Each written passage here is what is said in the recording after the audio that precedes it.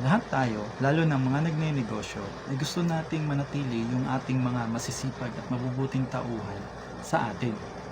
Kaya sa video na ito, ay pag-uusapan natin yung mga paraan at mga posibleng dahilan para magstay sila sa ating organisasyon, grupo o kumpanya. Magandang araw sa inyo dyan. Ako po si Jan, isang entrepreneur at kalahati na rin po ng buhay ko ay ginagawa ang pagnenegosyo.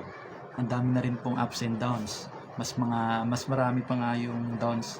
Kaya ito yung hihimay-himayin natin para kapupulutan ng aral. Bago po tayo mapunta sa ating pag-uusapan ay ikukwento ko lang po yung isang pangyayari sa amin noon na maire-relate din natin sa topic natin ngayon. Sa food business namin noon ay may isa kaming tauhan na medyo matagal-tagal na rin sa amin.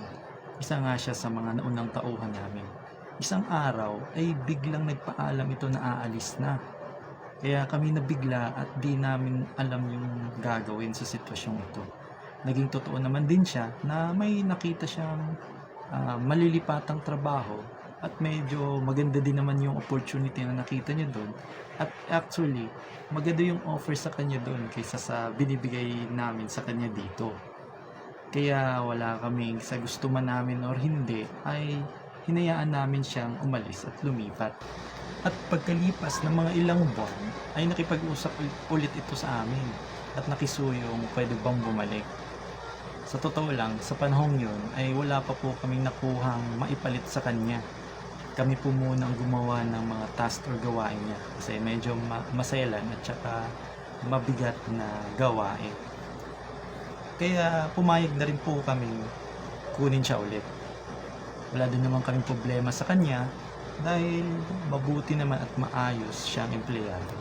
And fast forward po ay andito pa rin po siya sa amin. Masaya at maayos na nagtatrabaho pa rin. Kaya dito namin napatunayan na malaking tulong yung binibigyan namin ng halaga. Yung mga paraan kung paano namin sila i-handle para magstay sa amin. Kaya ito po yung i-share ko sa inyo, yung 3 paraan o dahilan para manatili sa atin ang ating mga tauhan.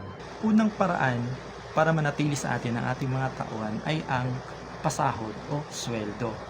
Alam naman natin na araw-araw ang isang tao ay nagtatrabaho para magkapera, magkasahod o sweldo. Para din po ito sa pang-araw-araw nilang gastusin. Kaya kung maibigay natin ito sa kanila or ma-provide, ay malaking tulong din ito sa buhay nila. At ito ang isang magiging dahilan para manatili sila sa atin. Pangalawang dahilan para manatili sa atin ang ating mga tauhan ay dapat natututo sila. Aside from the trainings or pagtuturo sa kanila sa mga tasks o gawain nila sa trabaho, ay malaking tulong din kung natuturuan natin sila patungkol sa totoong hamon ng buhay. Huwag nating ipagkait yung ating mga kaalaman, yung mga leksyon at saka mga aral na natutunan para sa pag-asenso ng buhay. Ito'y nagiging inspirasyon at motibasyon nila sa sarili. At kung di man natin namamalayan, ay nagiging dahilan to para manatili sila sa atin. At ang pangatlong dahilan or paraan para magstay sila sa atin ay ang dapat nag-i-enjoy sila or masaya. Kaya importanteng makakreate tayo ng isang positive and healthy working space or working environment para sa kanila. Ito ay isang malaking tulong din, hindi lamang po para sa kanila, kundi para na rin sa atin.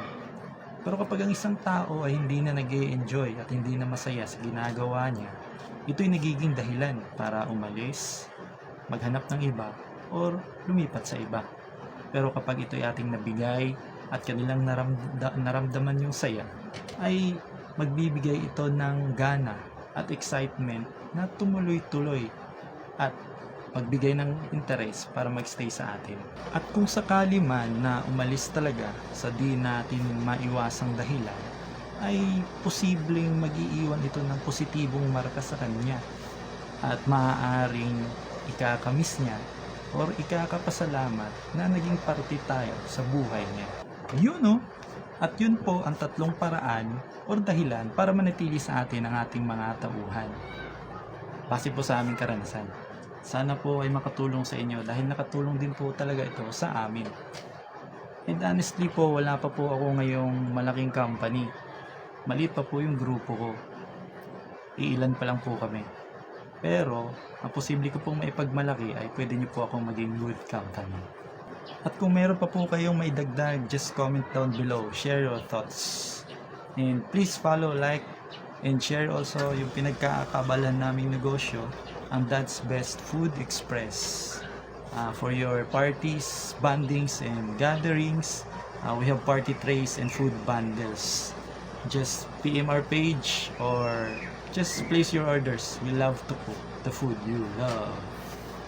Ito po si Jan. Sana okay kayo dyan. Daghang salamat.